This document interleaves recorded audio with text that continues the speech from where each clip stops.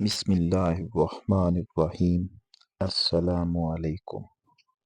منسا موسیٰ منسا موسیٰ تاریخ انسانی کا امیر ترین شخص منسا موسیٰ سلطنت مالی کا سب سے مشہور اور نیک نام حکمران ہے، جس نے سن 1312 سے سن 1337 تک حکومت کی۔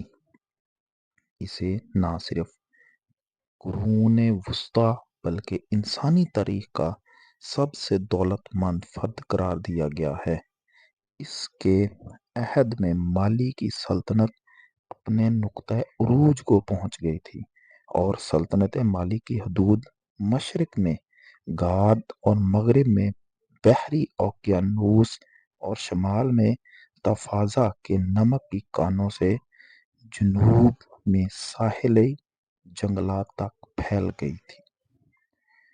آج کا ملتانیہ، سینگال، گیمبیا، گنی، برکینیا فاسو، مالی، نائجر، چاڈ اور نائجیریا وغیرہ کا علاقہ اس وقت منسا موسیٰ کی سلطنت کا حصہ ہوا کرتا تھا۔ منسا موسیٰ امیر of Mali, lord of the mines of Wangara جیسے القابات سے مشہور تھا۔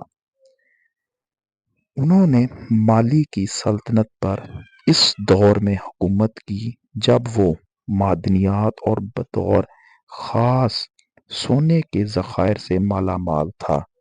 یہی وہ وقت تھا جب پوری دنیا میں سونے کی مانگ اپنے عروج پر تھی۔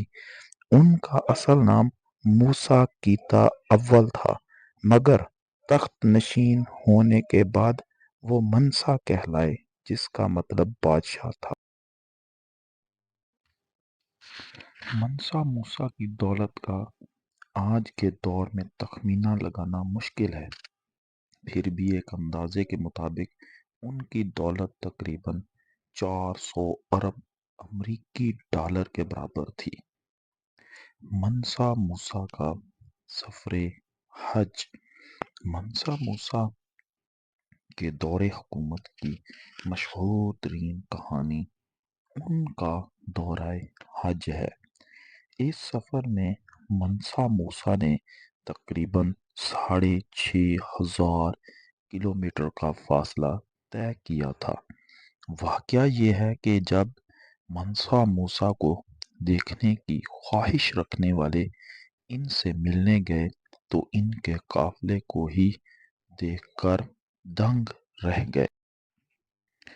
لوگوں نے دیکھا کہ منسا موسیٰ کے کارواں میں تقریباً 60,000 افراد شامل تھے، جن میں سے 12,000 ان کے ذاتی پیروکار تھے۔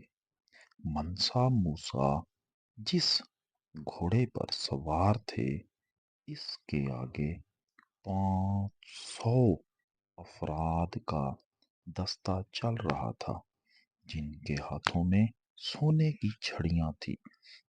منسا کے قافلے کے یہ پیش روح بہترین ریشم کا لباس استعمال کرتے تھے۔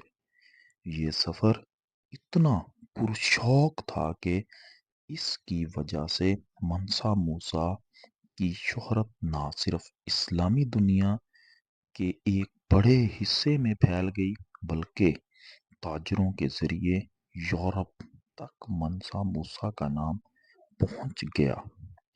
سفر میں منسا موسیٰ نے اس کثرت سے سونا خرچ کیا کہ مصر میں سونے کی قیمت کئی سال تک گری رہی۔ اس زمانے میں غالباً مغربی افریقہ کے اس علاقے میں سونا بہت زیادہ پایا جاتا تھا، جہاں منسا موسیٰ کی حکومت تھی۔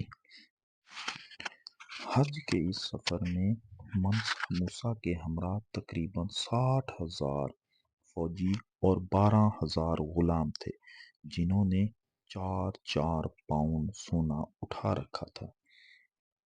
اس کے علاوہ ان کے اونٹوں پر بھی سونا لدا ہوا تھا۔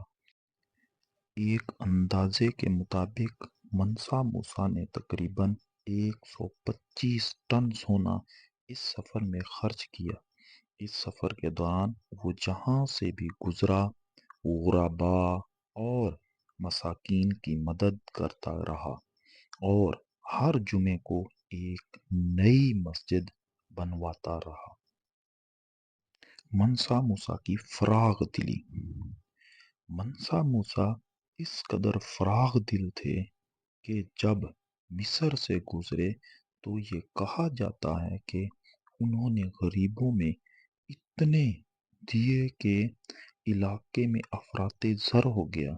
منسا موسیٰ مکہ معظمہ میں ایک اندلسی معمار ابو الاسحاق ابراہیمی الساحلی کو اپنے ساتھ لایا، جس نے بادشاہ کے حکم سے گاد اور ٹمبکٹو میں پختہ اینٹوں کی 2 مساجد اور ٹمبکٹو میں ایک محل تعمیر کیا۔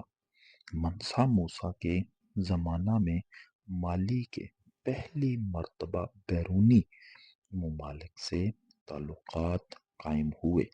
منسا موسیٰ کے بعد مالی کی سلطنت کا زوال شروع ہو گیا۔ ایک ایک کر کے تمام علاقے ہاتھ سے نکل گئے اور تقریباً سن 1854 میں شہر گاد کے سنگالی حکمرانوں نے مالی سلطنت کا خاتمہ کیا۔ مشہور سیاح ابن بطوطہ نے اسی منسا موسیٰ کے بھائی سلمان بن ابو بکر کی حکومت کے دوران مالی کی مملکت میں 1 سال سے زیادہ قیام کیا اور ٹمبکٹو کی بھی سیر کی اور علاقے کی مالی خوشحالی اور امن و امان کی تعریف بھی کی۔ ریسرچ 2012 میں سیلیبریٹی نیٹ ورتھ نامی ریسرچ سامنے آئی، جس میں دنیا کے 25 امیر ترین افراد کا ذکر کیا گیا۔ منسا موسیٰ کا نام اس فہرست میں آج بھی سب سے اوپر ہے، جبکہ ان کے بعد بل گیٹ کا نمبر آتا ہے۔ اثاثوں کی کل مالیت۔ منسا موسیٰ کے اثاثوں کی کل مالیت ان کے انتقال کے وقت تقریباً $400 بلین تھی، جس کا آج تک کوئی مقابلہ نہیں۔ منسا موسیٰ کی اس بے تحاشا دولت کی سب سے بڑی وجہ یہ تھی کہ مالی آدھی سے زیادہ دنیا کو نمک اور سونا مہیا کرتا تھا۔ شکریہ والسلام۔ اس طرح کی مزید معلوماتی ویڈیو کے لیے ہمارا چینل سبسکرائب کریں۔